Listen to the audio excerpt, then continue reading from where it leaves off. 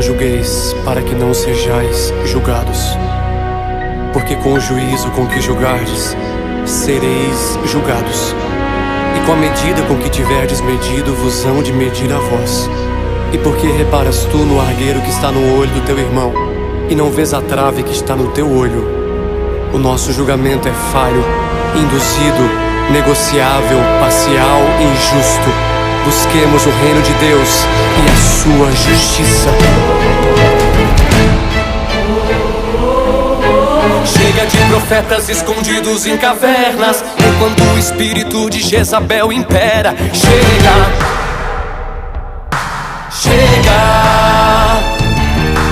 Chega de Golias enfrentando Israel, enquanto Davi pastoreia as ovelhas. Chega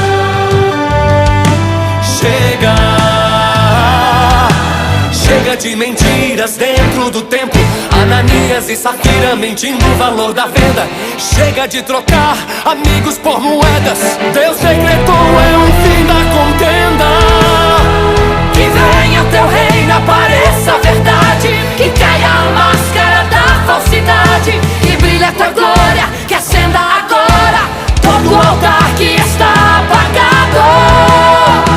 Que a tua vontade em nós prevaleça, que caia por terra toda injustiça, que o julgamento não venha vencer o dom e o amor que há em mim e você. Justiça, Deus vai fazer justiça, é o tempo da justiça, tempo da justiça de Deus. Justiça, Deus vai fazer justiça, é o tempo da justiça, tempo da justiça de Deus. Fora Jezabel, Nabote não se vende, perde a cabeça, mas ele não se rende. Amã não adianta a forca preparar, porque Mardoqueu não vai se dobrar. Caia o Golias diante de Deus, Davi é pequeno, mas derruba Filisteu. Mas se Davi cair e contra Deus quiser pecar, a justiça de Deus a ele vai também tratar. Desista, Balaque, a maldição não vai pegar, Balaão não pode o povo amaldiçoar. Não há injustiça pra ferir a noiva, porque a justiça de Deus vai triunfar. Que venha teu reino, apareça a verdade, que caia a máscara da falsidade, que brilhe a tua glória, que acenda agora todo o altar que está apagado. Que a tua vontade em nós prevaleça, que caia por terra toda injustiça, que o julgamento não venha vencer o dom e o amor que há em mim e você. Justiça,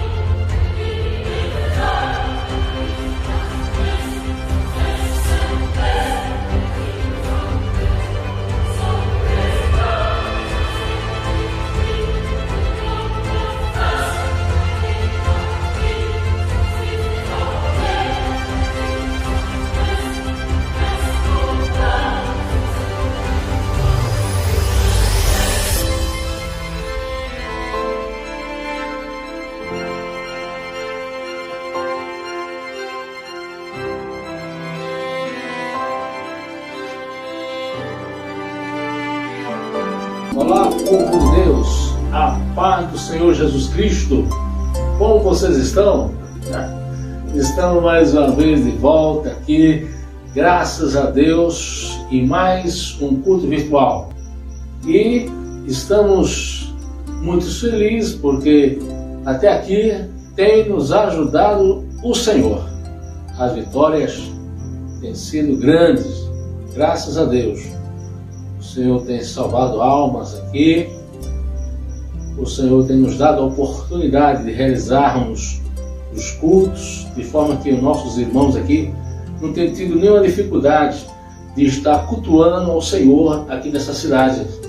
Para você que está chegando agora no canal, pela primeira vez, nós estamos gravando esse culto diretamente da cidade de Areias, Rio Grande do Norte, Litoral Sul, Potiguar.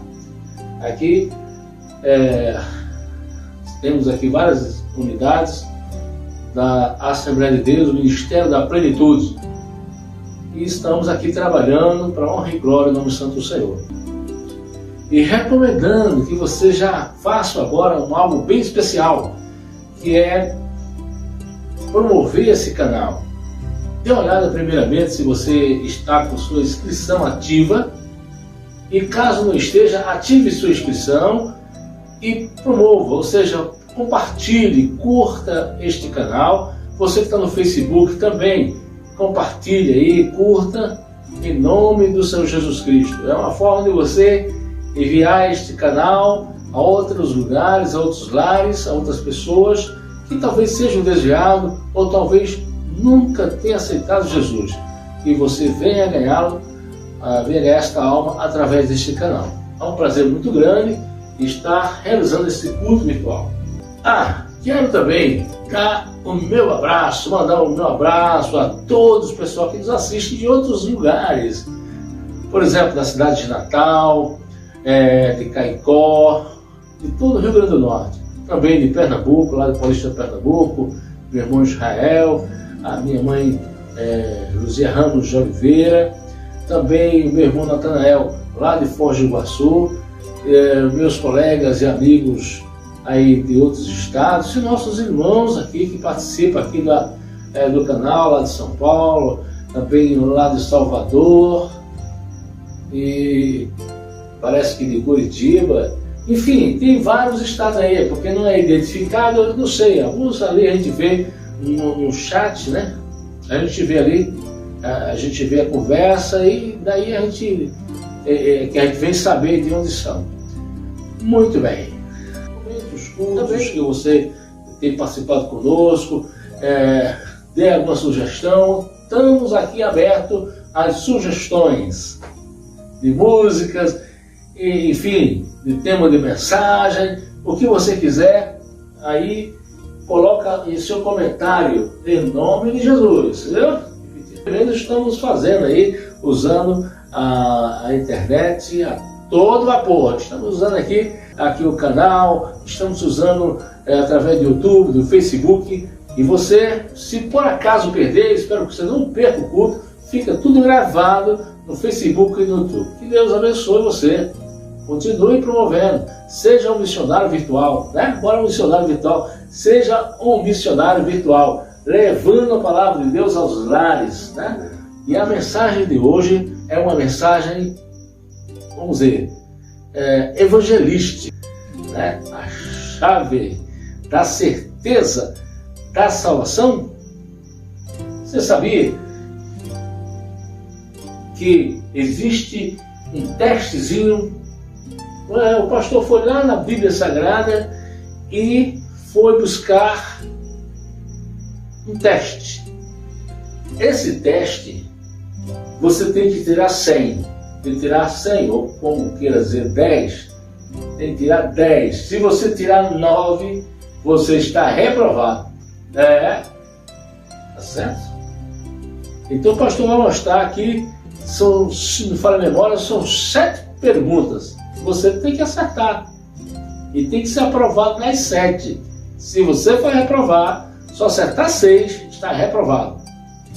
Então prepare aí, você prepara a sua Bíblia para daqui a pouco você acompanhar essa mensagem. A chave da certeza da vida eterna.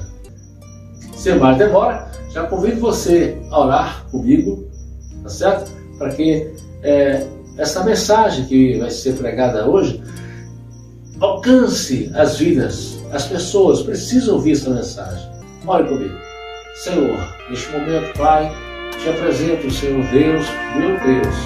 Ó Senhor, este Brasil, esse momento atípico que estão vivendo. Te pedimos, Senhor, que as autoridades tenham competência, sabedoria, Senhor, para resolver os problemas que surgem durante esta pandemia. Te pedimos, Senhor, que conceda a este Brasil, nosso Deus, a oportunidade de ser curada deste vírus. Ó Senhor, nos protege, nos guarda, guarda o teu povo, guarda, Senhor Deus, a tua igreja. Senhor, abençoa, meu Deus, todos aqueles que estão enfermos, doentes, nos hospitais ou nas suas casas, sejam eles curados, em nome de Jesus, para que eles possam, Senhor, testemunhar, te glorificar e te exaltar diante de todos os homens, Senhor. Ó Deus, te honrando e te dando glórias e graças, Senhor, pelas vitórias. Assim como nesta noite, também te damos graças, Senhor, e te agradecemos pelas vitórias já concedidas. Ó Senhor Deus, o qual já mencionamos aqui, o pastor Boa, o pastor Luiz Irineu, o pastor Jonas e tantas outras pessoas, Senhor, que têm alcançado vitórias e vitórias, e a igreja tem orado e que tem ouvido nossas orações. Muito obrigado, ó Deus. Também te peço, Senhor, pelo nosso pastor presidente, ó Deus, dá a ele graça, sabedoria, a ele e toda a sua casa, as vitórias que ele precisa também. Te peço, Senhor, ó Deus, que a mensagem a qual, ó Deus, tu desse a teu filho há alguns anos atrás, ele possa, Senhor Deus, essa mensagem hoje fazer um grande efeito, não só hoje, eu te peço, mas por todas as vezes que alguém acessar este canal e ouvir essa mensagem, Senhor Deus, seja essa pessoa alcançada pela virtude, pela graça, pelo poder desta palavra, Senhor, que é a tua palavra. Ó Deus, ó Pai, abre o entendimento de todos aqueles que ouvirem a mensagem, para que possam, Senhor, se alimentar deste pão, possam se alimentar da tua palavra. E se alguém, Senhor, está desviado, volte para ti.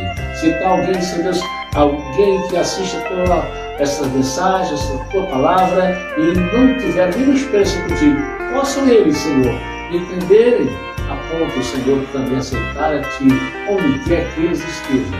Pai, te agradeço, Senhor, pela oportunidade de estar aqui neste culto virtual. Muito obrigado pela minha esposa e meus filhos. Muito obrigado, Senhor Deus, por esta igreja aqui na cidade de Areias, por todos que nos assistem. Concede bênção sobre bênção a todos, Senhor, que estão nos assistindo. Se tem alguém, ó Deus, que está preocupado, ó Deus, que ele sinta livre, que ele sinta, Senhor Deus, a vitória neste momento. Em nome de Jesus eu te peço. Amém. Que Deus abençoe, povo de Deus. Que Deus abençoe, amigos. Eu quero mais uma vez agradecer a sua audiência aqui conosco. Estou muito feliz com a sua presença. Que Deus abençoe. Ore por nós. Temos muito ainda a conquistar. Temos muitas vitórias ainda a alcançar. Mas nós vamos alcançar em nome de Jesus. E se você se une conosco, com certeza a vitória é nossa pelo sangue de Jesus. Deus abençoe você. Um abraço em nome de Jesus. E vamos à mensagem depois desse belo hino que nós vamos ouvir agora. Deus abençoe. O meu Deus é santo, para sempre todo tempo Ele é santo, de eternidade em eternidade santo, santo. O meu Deus é santo, para sempre em todo tempo Ele é santo, de eternidade em eternidade santo.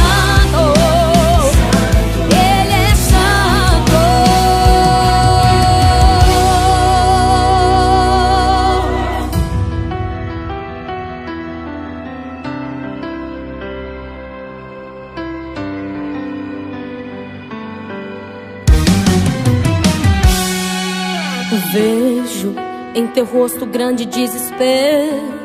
Estou vendo como num espelho. Você grita, você clama, você chora, você geme. Ouço sua voz assim: Deus, tu fizestes promessas pra mim. Agora estou na dor.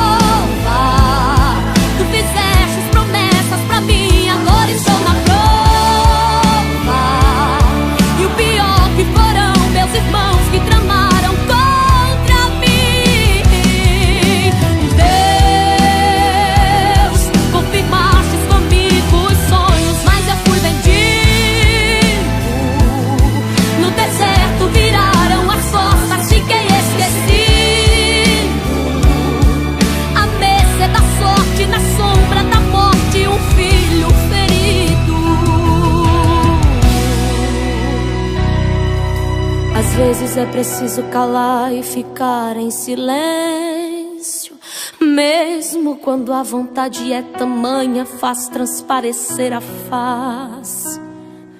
Aquela novidade, uma resposta, uma proposta, um escape.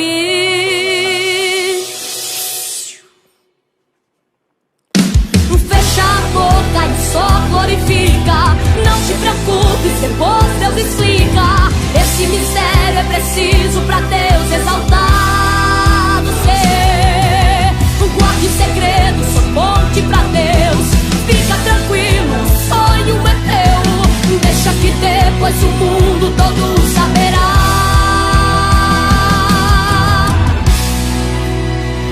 De Deus no firme são as promessas, mas firme que as montanhas são, cidades, estrelas, o brilho cessa, mas as promessas brilharão. Fecha a boca e só glorifica. Não te preocupes, depois Deus explica. Esse mistério é preciso pra Deus exaltado ser. Guarde segredo, só conte pra Deus. Fica tranquilo, o sonho é teu. Deixa que depois o mundo todo saberá.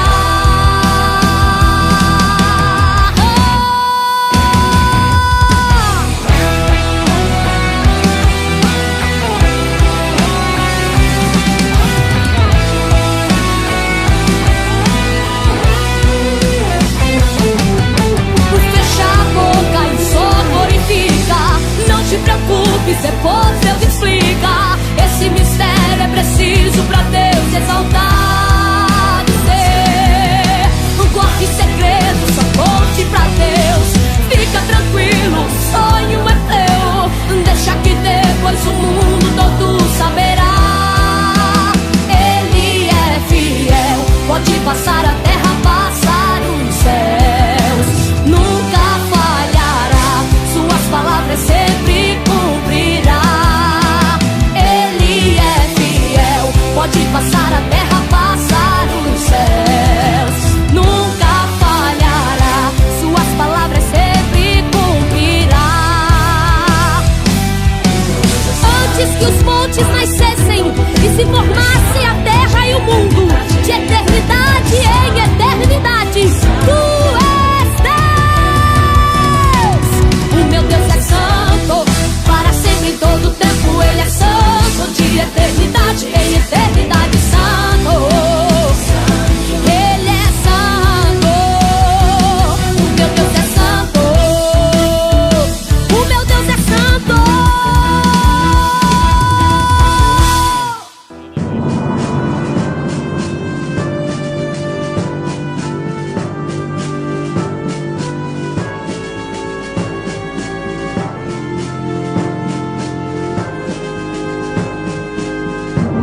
Primeira Carta de João, capítulo 5.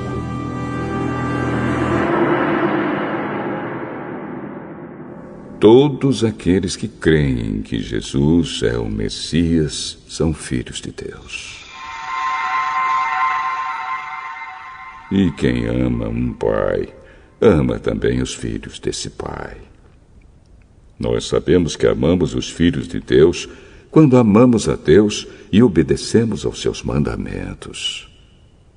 Pois amar a Deus é obedecer aos seus mandamentos. E os seus mandamentos não são difíceis de obedecer, porque todo filho de Deus pode vencer o mundo.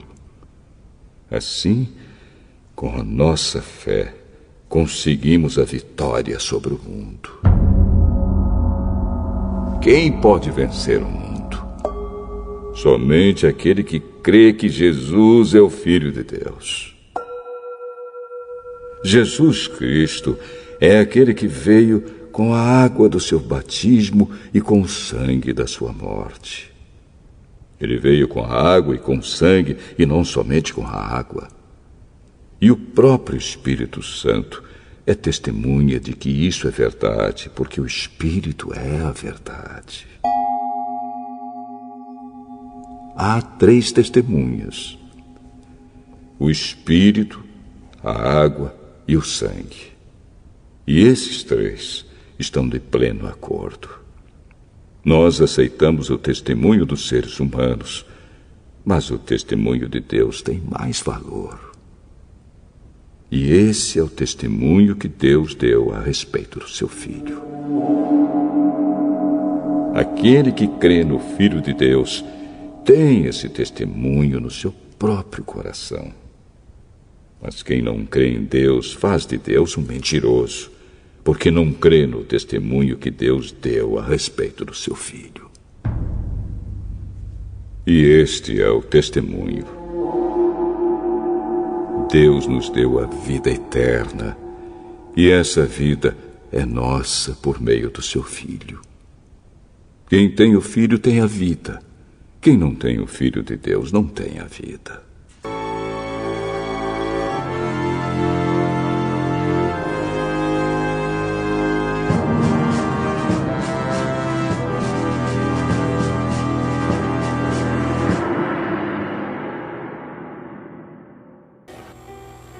Cumprimento a igreja com a paz do Senhor. Ouvimos, à guisa de leitura oficial deste culto, uma palavra muito especial. Palavra produzida pela ação do Espírito Santo na instrumentalidade de um homem de Deus, maduro, experimentado em sofrimentos, em dores, exercitado no amor e na comunhão, que de uma forma singela e muito particular traz para nós uma poderosa mensagem no contexto desta palavra, mais exatamente na amplitude de suas cartas. Curioso é que esta carta, ela não traz uma assinatura. Não é um daqueles escritos nos quais nós podemos com muita propriedade dizer: foi escrita por este ou por aquele homem de Deus. Entretanto, as evidências internas no próprio texto sagrado sinalizam com muito conforto para aqueles que adotam a autoria joanina dessa primeira carta universal, aceita como tendo sido escrita às igrejas que estavam na região da Ásia, igrejas que ele, João, pastoreou, igrejas que ele, João, viu através de uma revelação espetacular, fantástica, tremenda. Não apenas as evidências internas sinalizam para a figura do decano pastor e de um homem já quase centenário, mas também evidências externas vieram a confirmar que o velhinho João, em torno do ano 90 da era cristã, registrou para nós esta mensagem: não há louvor ancião. Louvor velho é aquele que é cantado aí fora, que não é renovado pela ação do Espírito Santo. Acabamos de ouvir um louvor e as santas irmãs disseram que é um cântico antigo, mas antigo no que diz respeito à suposta origem da poesia, mas na realidade ele se renova na hora que é cantado e na hora que é trazido em forma de adoração a Deus. Assim também é esse texto. Quase 2000 anos são passados, mas ele é novo em sua essência. E nós vamos perceber na reflexão desta noite a contemporaneidade desta palavra, a universalidade desta palavra e a autoridade desta palavra na pessoa de cada um de nós que estamos aqui. Que coisa tremenda é a Bíblia Sagrada, a palavra de Deus. E João, talvez em função do seu sofrimento de apóstolo, sofreu de tantas formas, inclusive sofreu por ser o único remanescente de uma geração de apóstolos, a saudade dos seus companheiros que partiram antes dele, e só ele ficou. E todos sabem muito bem que nós sofremos a partida dos entes queridos, dos amigos, dos parentes. das pessoas com quem nós temos afinidade. Até esse sofrimento João teve. Verdade que não teve uma morte sacrificial como tiveram todos os outros apóstolos do Senhor. Mas ele foi mandado sim para morrer, mas aprove a Deus poupar a vida de João, digo eu, para nos trazer essa palavra nesta noite. Porque a palavra que nós trazemos aqui será substancialmente a palavra do apóstolo João. Consequentemente, uma palavra de amor. O último versículo lido pelo pastor José Ricardo da Rocha Pereira foi o versículo de número 13 do capítulo 5 dessa primeira carta, chamada de universal e tida como do apóstolo João. Ali está projetado: estas coisas vos escrevi para que saibais que tendes a vida eterna e para que creiais no nome do Filho de Deus. E digo eu, e assim eu creio, que o Senhor colocou na minha mente e no meu coração a palavra nesta noite, trazendo um exercício, um mergulho, uma reflexão na Bíblia Sagrada, que pode perfeitamente ser para nós a chave da certeza da vida eterna. Porque esta palavra que nós queremos compartilhar com vocês, a certeza da vida eterna. João disse: estas coisas vos escrevi, fazendo menção ao texto anterior que ele vinha conduzindo, para que saibais, ou seja, para que tendes a certeza, para que tendes a convicção, para que não reste dúvida concernente à vida eterna. Já começa a clarear um pouquinho ao dizer: e para que creiais no nome do Filho de Deus. E esse era exatamente o propósito de João ao escrever esta primeira carta, cujo texto áureo é exatamente esse versículo. 1 João 5,13 é o texto central da primeira carta, o texto de ouro. E o propósito do apóstolo ao escrever essa primeira epístola foi exatamente de que o povo pudesse ter a certeza da vida eterna com fundamento na palavra de Deus. Não com falácias, não com suposições levantadas por homens, não com acenos trazidos pela vã filosofia, mas ele tem algo muito mais do que a filosofia da academia. Ele tem a ciência do Deus verdadeiro. E o objetivo primário de João era que o povo de Deus pudesse ter certeza da vida eterna.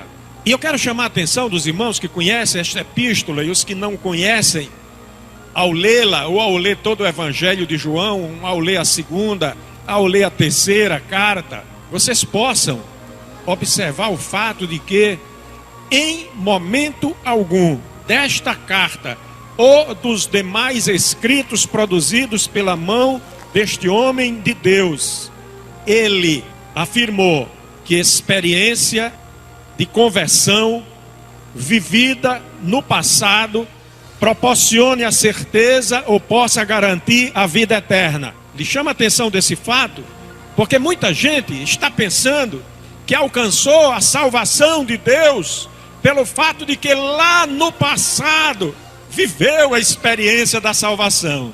Essa é uma primeira observação que eu quero fazer. O pretérito não lhe garante, o presente lhe convida para atitudes de salvação. E o futuro se desenha para nós como uma esperança vívida de que aquele que nos chamou para a sua maravilhosa luz, ele nos dá os instrumentos necessários para que nós não saiamos dela e assim possamos assegurar isto que o apóstolo chama de certeza da vida eterna. Todos nós cremos, não apenas supomos, que possuímos a vida eterna. Entretanto, estou dizendo e quero reafirmar que experiência passada, muitas vezes de uma fé morta, porque a fé morre sim, ela nasce, ela cresce, mas ela também morre. experiências passadas de uma fé já amortecida não asseguram a ninguém a vida eterna perante Deus. E nós sabemos muito bem, pela leitura dos nossos sentimentos, da nossa mente arejada pelo sopro do Espírito Santo, que o anelo maior do cristão é ter a certeza presente da vida eterna. Esse é o anelo maior do cristão. Todos nós queremos manter a certeza da vida eterna. Não há nada mais precioso para nós.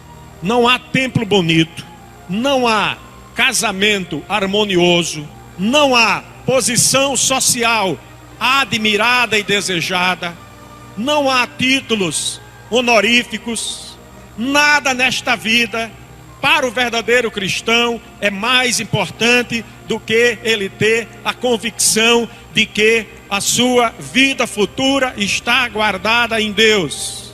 Aleluia. Ele ter a certeza de que quando o Senhor voltar para buscar a sua igreja, ele irá para a eternidade morar com Deus. Aleluia. Nós somos chamados, e está publicado em livros espalhados no mundo todo, do povo mais feliz da terra. Mas se nós não tivermos essa certeza agora, nós somos a mais infeliz de todas as criaturas já feitas pela vontade de Deus.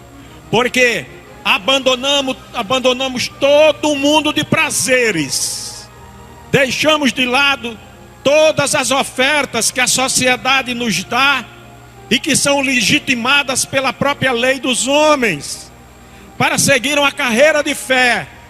E se não tivermos essa certeza, nós somos os mais desgraçados dentre todos os homens, tolos, porque a nossa esperança não está aqui, a nossa esperança vem de cima. Aleluia.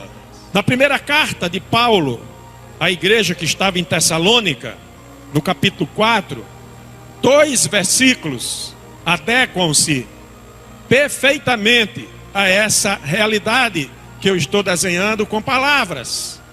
Disse o apóstolo: o mesmo Senhor descerá do céu com alarido, e com voz de arcanjo, e com a trombeta de Deus, e os que morreram em Cristo ressuscitarão primeiro. Depois nós, os que estivermos vivos ou ficarmos vivos, segundo a versão revista e corrigida, seremos arrebatados juntamente com eles, os que ressuscitaram primeiro, nas nuvens. E ele diz: a encontrar o Senhor nos ares, e assim estaremos com o Senhor para sempre. Ou temos essa certeza ou somos tolos, ou temos essa certeza ou somos loucos, ou temos essa certeza ou somos os mais infelizes dos seres na superfície desse planeta. Até os animais mais desprezíveis estão vivendo e se apropriando de tudo que tem direito na superfície do planeta. Só nós abrimos mão. Em favor de quê? É uma troca. Nós abrimos mão por algo melhor, eterno, duradouro. Aleluia. Mas se não temos uma garantia de que vamos morar a eternidade com Deus, o que é que nós estamos fazendo aqui? Voltemos para a imundícia. Se de lá saímos, e o sujo suje-se mais ainda, diz a palavra. A primeira carta escrita por João, ela traz para nós, e João era um homem, como eu já disse, ancião, idoso, ponderado, pensativo, mestre dos sentimentos e senhor das palavras pela inspiração do Espírito. E nesse seu perfil professoral, ele elaborou para nós um teste na primeira carta, um teste para que nós façamos aqui hoje à tarde, para sabermos se temos a certeza da vida eterna. Esse pastor deve ficar vasculhando a Bíblia, procurando essas coisas para trazer para nós. Mas está com muita clareza na Escritura Sagrada, na primeira carta de João, um teste. são indicativos da garantia pessoal, não é coletiva, é da garantia pessoal do cristão, de ele ser ou não um salvo na pessoa de Jesus Cristo. Quero convidá-los, os que estão aqui e os que estão à distância, para fazer esse teste agora e verificar se conseguimos tirar a nota necessária para garantir a vida eterna. Primeiro quesito do teste: ter a certeza da vida eterna, segundo o ensino de João,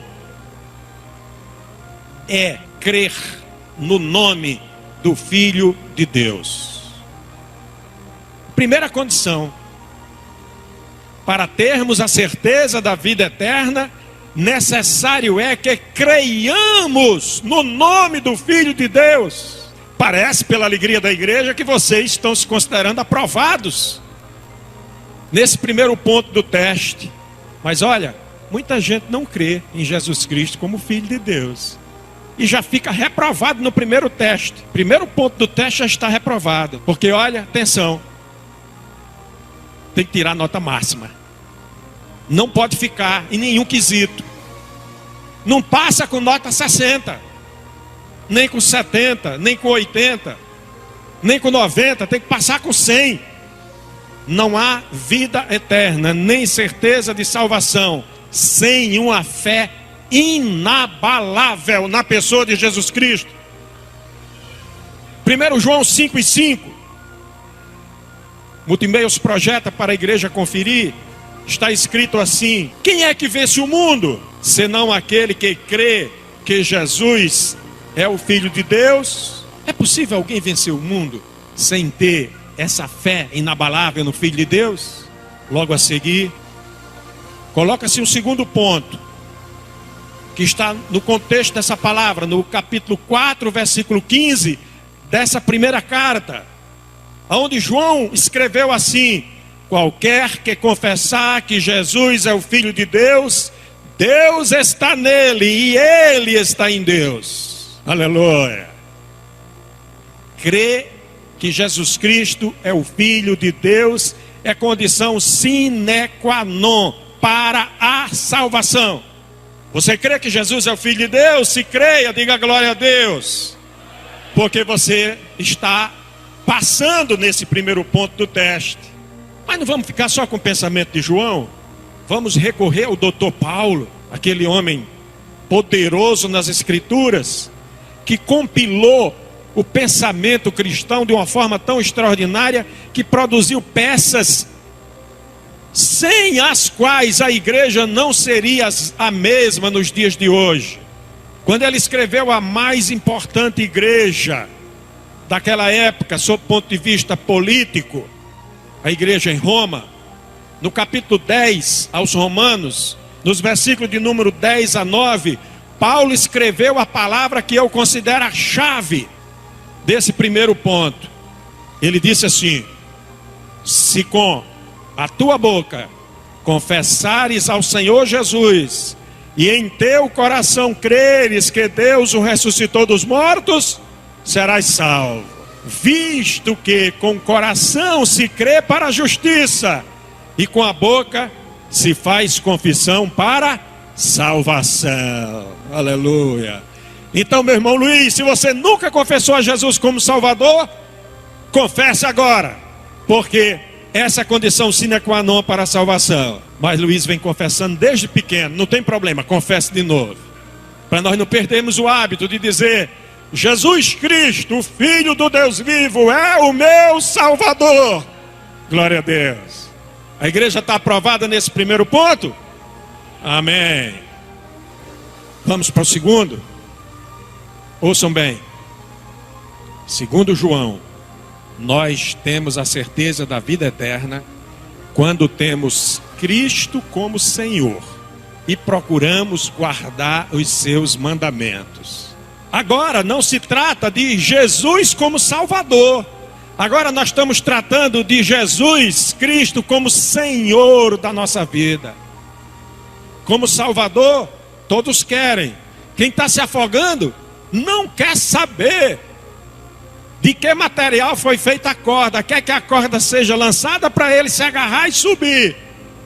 Não quer saber se o tronco de madeira ou a prancha é de pereiro, sucupira, andiroba, peroba, maçaranduba. Ele quer se agarrar para se salvar. Agora, não estamos tratando aqui de salvação. Estamos tratando aqui do senhorio de Cristo. 1 João capítulo 2, versos 3 e 6. Está escrito assim, 3 até o 6. E nisto sabemos que o conhecemos, se guardarmos os seus mandamentos. Aquele que diz, eu conheço, e não guarda os seus mandamentos, é mentiroso, e nele não está a verdade. Fica aí. Eu conheço a Jesus. Ana Carolina, que está lá embaixo cultuando a Deus com os pequeninos, ama.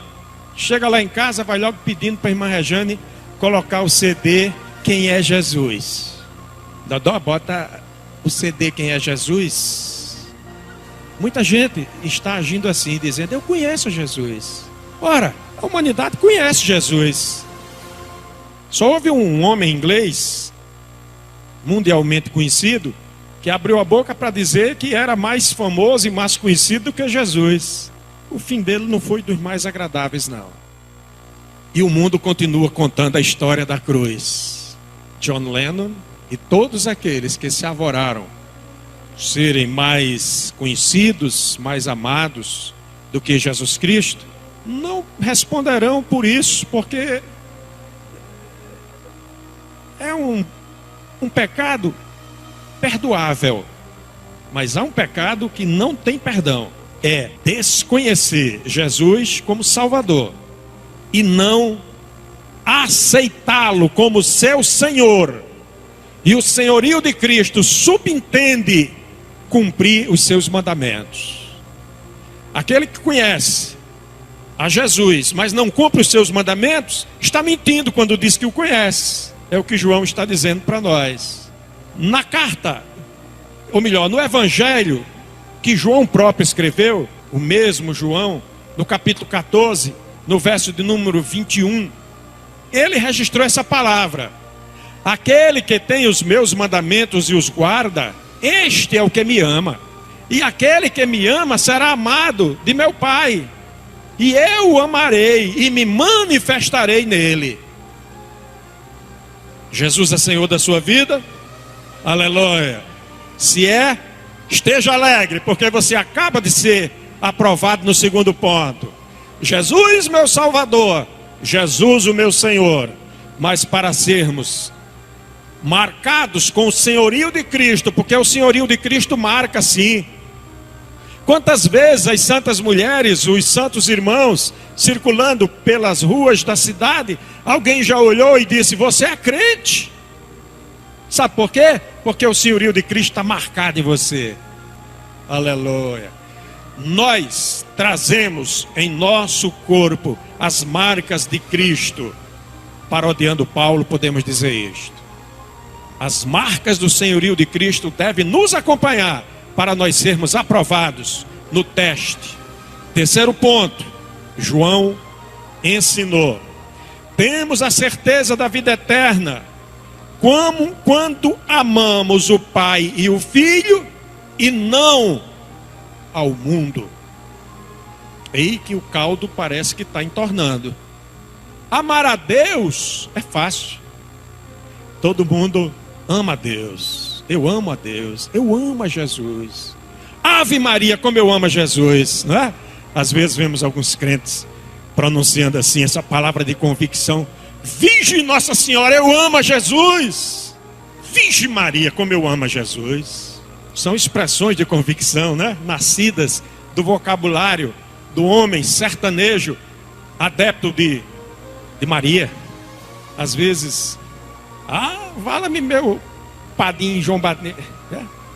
Como eu amo a Jesus. Mas ouça o que é que diz a palavra. 1 João 2,15. Não ameis o mundo, nem o que no mundo há.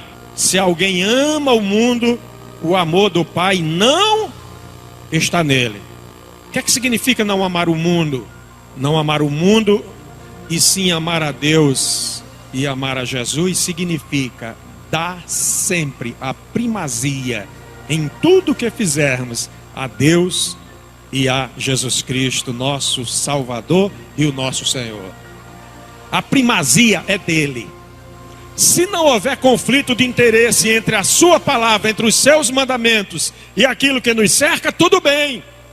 Mas se houver o mínimo conflito de interesse, a primazia de Deus, o Pai, de Jesus Cristo, nosso Salvador e Senhor da nossa vida. Buscai em primeiro lugar o reino de Deus e a sua justiça. Justiça é um ponto interessante, guardem isto. O pastor Tiago parece, pela Escritura, confirmar essa tese de João. No capítulo 4 da carta universal, Tiago diz: qualquer que quiser ser amigo do mundo constitui-se inimigo de Deus. E agora a coisa fica mais clara para nós, porque não pode haver superposição de interesses. Aí é a excludência. Se quer ser amigo do mundo, torna-se inimigo de Deus. Escutem bem. E quando nós optamos por ser amigo de Deus, nós nos tornamos inimigos do mundo. Nem Deus aceita a amizade do verdadeiro cristão com as coisas mundanas, e nem o mundo aceita no seu meio um verdadeiro cristão que tenha Deus em primeiro lugar. O mundo nos abomina, nos aborrece, nos vomita da sua boca. Às vezes nós causamos mal-estar nas pessoas pela clareza que nós temos de que Deus nos concedeu Jesus Cristo como nosso Salvador, o senhorio de Cristo está em nós, e nós optamos por viver uma vida pia, separada das coisas do mundo para servir melhor a Deus. O mundo não aceita isto. Vocês têm escolhido a melhor parte? Vocês têm optado por ser amigo de Deus? Se fizeram isto, digam glória a Deus, porque passaram no terceiro ponto. Quarto, João ensina nessa carta que nós temos a certeza da vida eterna, e eu disse, guardem essa palavrinha, quando habitualmente praticamos a justiça. Pastor, eu nunca vi isso. Então vai ver agora. 1 João capítulo 2, versículo 29. Se sabeis que ele é justo, sabeis que todo aquele que pratica a justiça é nascido dele. Maravilha. Nós trazemos gravados em nós o código genético da justiça. Mas pastor, mas meu pai e minha mãe talvez não tenham sido tão justos assim. Mas eu não estou falando desse nascimento. Estou falando daquele nascimento que Jesus disse a Nicodemos: necessário vos é nascer de novo. É nascer da água, como foi lido na leitura de hoje. Não é do sangue. Nascer da palavra regeneradora. 1 João 3:10. Nisto são manifestos os filhos de Deus e os filhos do diabo. Agora aqui João pegou pesado, porque ele começou agora a fazer separação entre duas categorias de filhos espiritualmente gerados. Nisto são manifestos os filhos de Deus e os filhos do diabo. E ele foi curto e grosso. Qualquer que não pratica a justiça e não ama seu irmão não é de Deus. Cristão injusto não passa no teste. Nós temos o gen da justiça. Nós temos a essência da justiça de Deus. Não podemos ser injustos. Ao menos não devemos ser injustos. O livre-arbítrio nos é dado. Escolhemos. Mas está muito claro no texto: se formos injustos, não somos filhos de Deus. Eu não estou falando da justiça do doutor José Roberto, do doutor Pedro Blumenthal, dos outros advogados presentes. Aquela justiça que tem uma venda nos olhos, que é cega. Que o homem pratica um crime, é condenado, é réu confesso, abre a sua boca e diz que fez, e fica 11 anos sem pagar pelo preço do crime cometido. E o pobre com fome que passa numa padaria e subtrai um pão, é preso imediatamente, dorme na cadeia, leva uma surra e ainda fica lá muitos dias. O pão foi digerido, mas ele não é solto. Não, estou falando do Espírito de justiça que está presente em cada um dos filhos de Deus, que nos incomoda qualquer ato de injustiça e que deve nos levar a praticar sempre atos de justiça, porque se não praticarmos atos de justiça, não somos filhos de Deus. Aleluia. Passamos nesse teste. Quem tem coragem de dizer amém? Que Deus confirme tua palavra. E amém. Está ficando apertado, está ficando difícil, mas eu tenho que prosseguir, porque João não parou. E ele escreveu assim, de uma forma muito clara, dizendo que nós temos a certeza da vida eterna quando amamos os irmãos. E vamos já nos aproximar da mesa do Senhor. No capítulo 1, nos versos, primeira carta de João, capítulo 2, versos 9 a 11, está escrito assim: aquele que diz que está na luz e aborrece a seu irmão, está em trevas. Aquele que ama seu irmão está na luz, e nele não há escândalo. Mas aquele que aborrece a seu irmão está em trevas, e anda em trevas, e não sabe para onde deva ir, porque as trevas lhe cegaram os olhos. Desamor é cegueira espiritual. Desamor é cegueira espiritual. João está dizendo isso para nós. Todos nós queremos passar desta vida para uma vida melhor.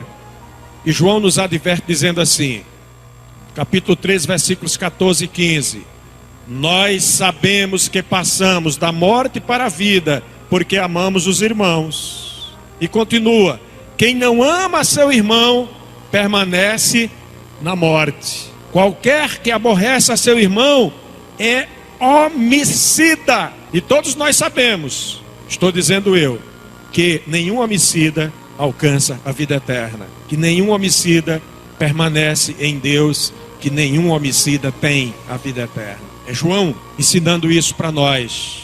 E a pergunta clara e que não se cala é: amamos os nossos irmãos? Quem ama, diga amém, porque você acabou de ser aprovado em mais um teste. Mas se porventura tem alguém que você não ama, que você não consegue abraçar, que você não consegue olhar no olho, que você não consegue orar por ele, que você não consegue abençoá-lo, ainda tem tempo. Daqui a pouquinho nós vamos celebrar a ceia. Aleluias. Amados, 1 João 4, 7 e 8. Amemos-nos uns aos outros, porque o amor é de Deus. E qualquer que ama é nascido de Deus e conhece a Deus. Quantas vezes nós cantamos isso na igreja, né? Amados, amemos de fato e de verdade, de fato e de verdade. Já cantou isso alguma vez? Nunca cantou? Pois aprenda esse corinho, que ele é uma bênção para nos colocar no caminho da aprovação deste ponto espiritual. Porque aquele que ama é nascido de Deus e conhece a Deus. Aí o corinho pega agora mais pesado e diz assim: se você não ama, não conhece a Deus, pois Deus é amor. Amados, amemos de fato e de verdade, assim ensina a palavra de Deus. Amamos de fato e de verdade? Ou amamos só de palavras? Amamos de fato e de verdade? Ou amamos só de tapinha nas costas? Amamos de fato e de verdade? Ou amamos só de mensagenzinhas passadas pela mídia? Amamos de fato e de verdade? Porventura somos capazes de nos sacrificar em favor do nosso irmão? Ou nem sequer muitas vezes conseguimos estar presente quando o nosso irmão está falando? Porque o desamor nos obriga a nos afastar para não pecar mais. Glória a Deus. Jesus ensinou assim para os discípulos: eu tenho um novo mandamento para vocês. capítulo 13 do Evangelho de São João, versículos 34 e 35. Confiram. Um novo mandamento vos dou, que vos ameis uns aos outros, como eu vos amei a vós, que também vós uns aos outros vos ameis. E aí fechou agora. Nisto todos conhecerão que sois meus discípulos, se vos amardes uns aos outros. Viu, Júnior? Aleluia. Você tem que me amar e eu tenho que lhe amar, senão nós não somos discípulos do Senhor. Mas é até fácil amar Júnior. Rapaz jovem, bonito, bem vestido, perfumado, bem tratado, bem amado pela irmã Kilce. E aquele mendigo que muitas vezes chegam nos templos religiosos e os guardiães das portas não o deixam entrar para não contaminar o ambiente, mas estão vindo à procura de um abraço amigo, fraterno. Aí é que a gente sabe se ama de fato e de verdade. Aleluia. Estou crendo que vocês estão aprovados em 5 pontos já. Vamos para o 6º. João ensinou: temos a certeza da vida eterna quando temos consciência de que o Espírito Santo habita em nós. Já vi gente dando glória a Deus, aleluia. Parece que vão passar nesse ponto. 1 João, capítulo 3, versículo 24, está escrito assim: e nisto conhecemos que Ele está em nós, pelo Espírito que nos tem dado. Agora, uma coisa é Deus dar o Espírito, a outra é nós recebermos. Nisto conhecemos que estamos nele e ele em nós, pois que nos deu do seu Espírito. 1 João 4,13. Essa verdade ele repete seguidamente nos 2 capítulos. O Espírito de Deus está em sua vida. Pastor, como é que eu posso saber isto? A Escritura diz que pelo fruto o conhecereis. Qual é o fruto que você tem produzido? Fruto de amor, de paz, de concórdia, de amizade, de serviço, de obediência à palavra, de adoração a Deus. Você tem alegria, não apenas de vir para a casa do Senhor, mas servir ao Senhor em qualquer condição. Que fruto o Espírito tem permitido que você dê lá no seu ambiente de trabalho? O fruto do bom testemunho, o fruto do reconhecimento como homem de Deus, como mulher de Deus. Como é que lhe identificam na sua escola? Não é só dizer, eu sinto o Espírito de Deus em mim. É saber o que é que o Espírito de Deus está produzindo em sua vida. De repente esse sentimento pode não ser verdadeiro, pode não ser o Espírito Santo, porque o Espírito Santo não leva o jovem ou a jovem para determinadas atitudes. Às vezes vemos na frente dos templos os jovens saindo dos cultos, indo lá para a calçada e ficam tão arrochadinhos ali que a gente passa e pensa que é um só. Nem a luz do carro consegue separar. Aí de repente a gente diz, espera, aquela pessoa está com a roupa verde na frente e branco nas costas. Aí volta e olha, diz, não, são 2 pessoas. Aí está na igreja e diz, estou aqui para adorar a Deus. Aí sai da porta da igreja do lado de fora, já não está mais glorificando a Deus com a sua vida.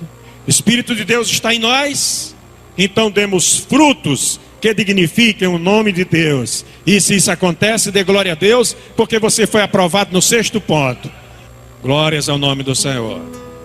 João ensina que temos certeza da vida eterna quando nos esforçamos para seguir o exemplo que Jesus nos deu e viver como Ele viveu. Agora complicou mais, porque Jesus teve uma vida tremendamente a serviço do Pai.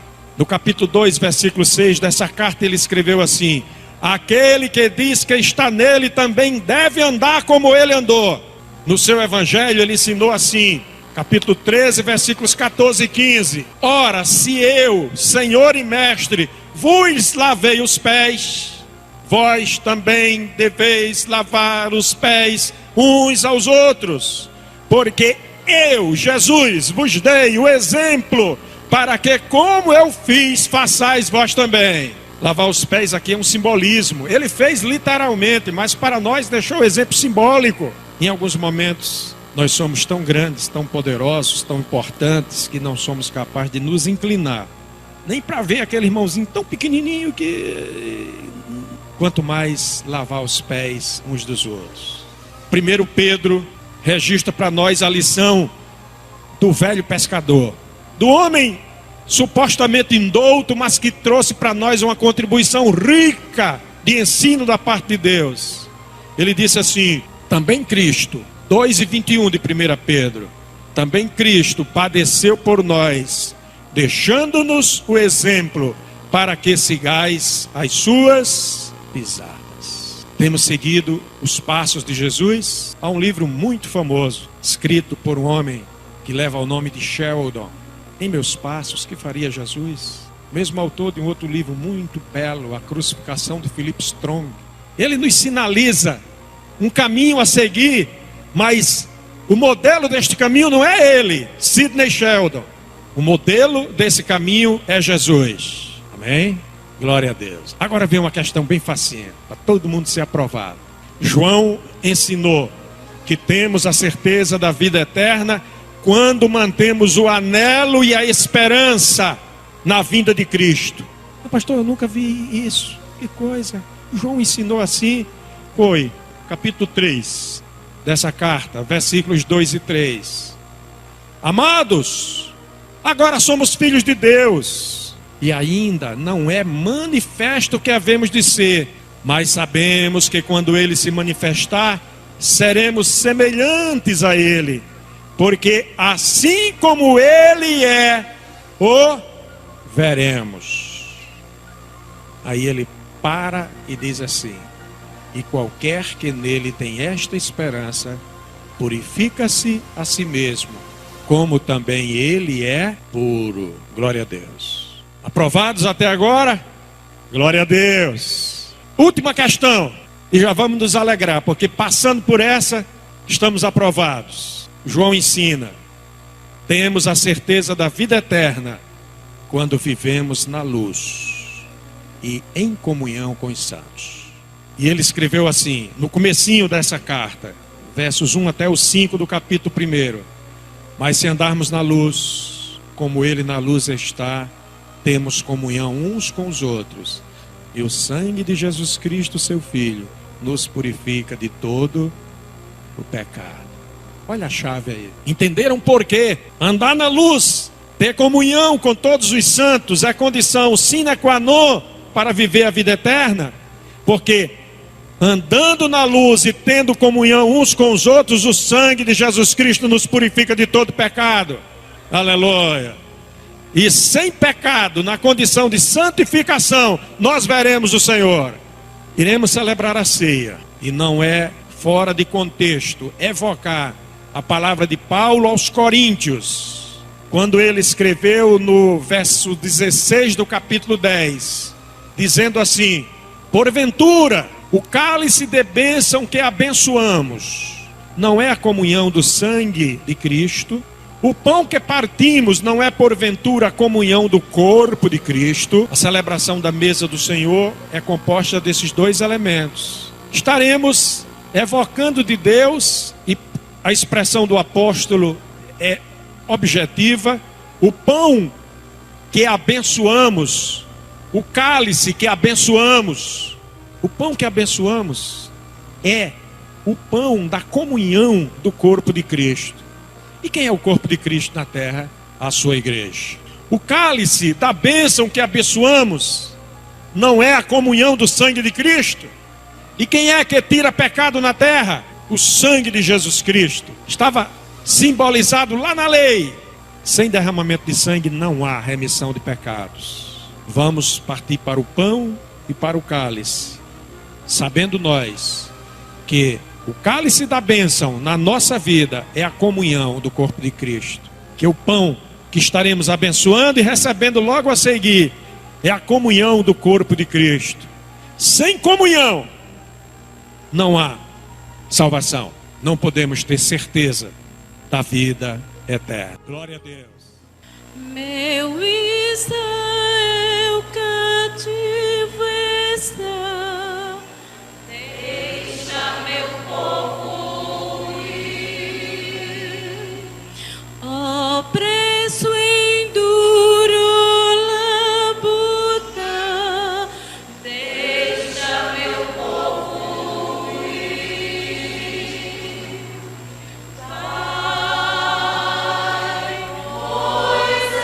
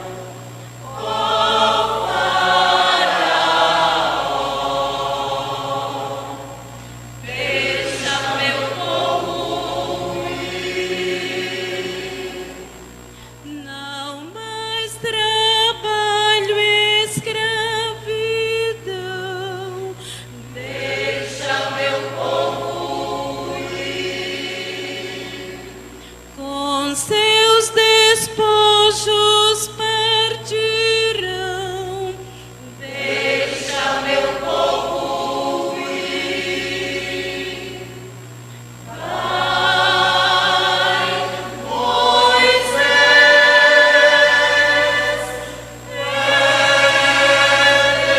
Deus em ti, meu Israel,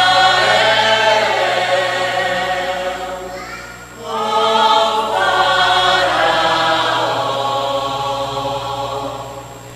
Deixa meu povo ir. Meu Israel cativo está. Deixa meu povo ir. Deixa meu povo ir.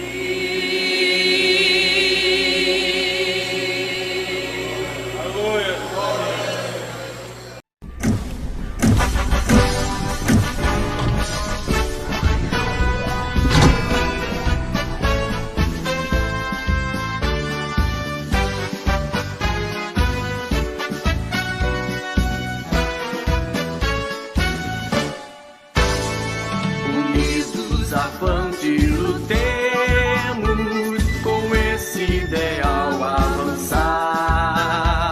Coragem, ó plenos da graça, em nossa Assembleia brilhar.